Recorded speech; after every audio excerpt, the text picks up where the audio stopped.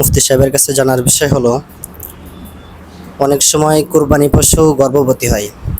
তো দেখা যায় কুরবানি করার পরে কুরবানি পশুর গর্ভে জীবিত বাচ্চা পাওয়া যায়। তো এই ক্ষেত্রে ওই জীবিত বাচ্চা কি করবে?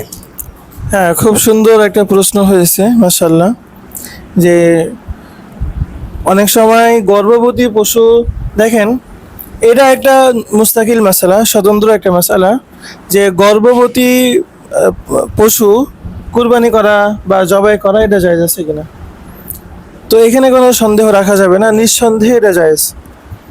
বাকি একেবারেই সন্তান সন্তান হব হব অবস্থা, ধরেন আজ বাদে কাল হবে এরকম অবস্থা, এবং ওই ওই অবস্থায় পশুর অনেক কষ্ট হয় কিনা, যন্ত্রণা হয় কিনা, মায়েদের যেমন হয় পশুদেরও কিন্তু এরকম যন্ত্রণা হয়।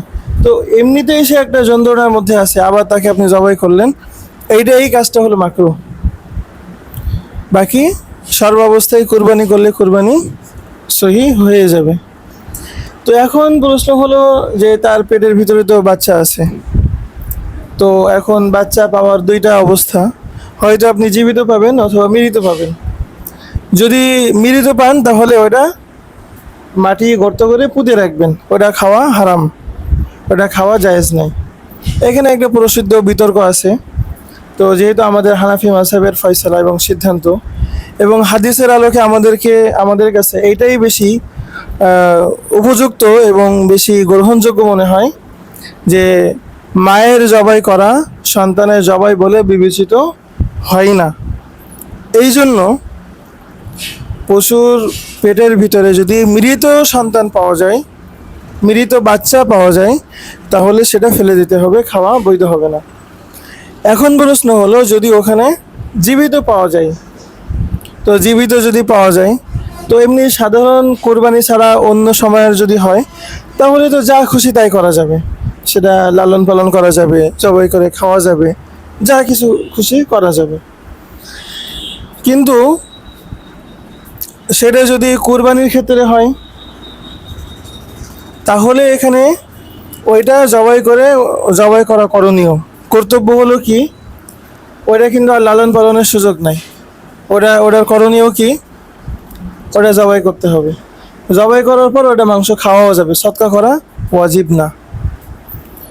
কিন্তু হ্যাঁ, সে যে কোনোভাবে ওটা লালন পালন করতে চায়, সে বললো একেবারেই জালি গোশত, এটা তো ভালো লাগবে না খাইতে, তো আমি লালন পালন করি, তো এটার সুযোগ আছে, কিন্তু শর্ত হলো তাকে ওই পরিমাণ টাকা সৎকার করতে হবে।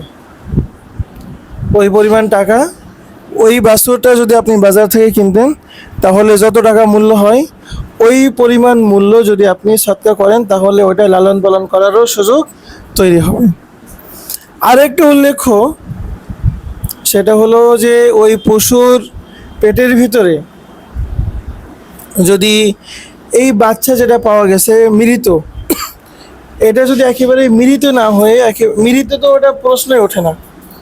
আবার যদি গোশতের দলা হয় বা একটা মাংসের দলা হয়, একেবারে পরিপূর্ণ আকৃতি তৈরি হয়নি, ওইটা কিন্তু বিলিজমা, ওইটা খাওয়া হারাম। ওইটা খাওয়া হারাম হওয়ার ব্যাপারে কিন্তু কোনো ইখতিলাফও নাই। আপনি উত্তর পেয়েছেন? আপনারা বুঝতে পেরেছেন?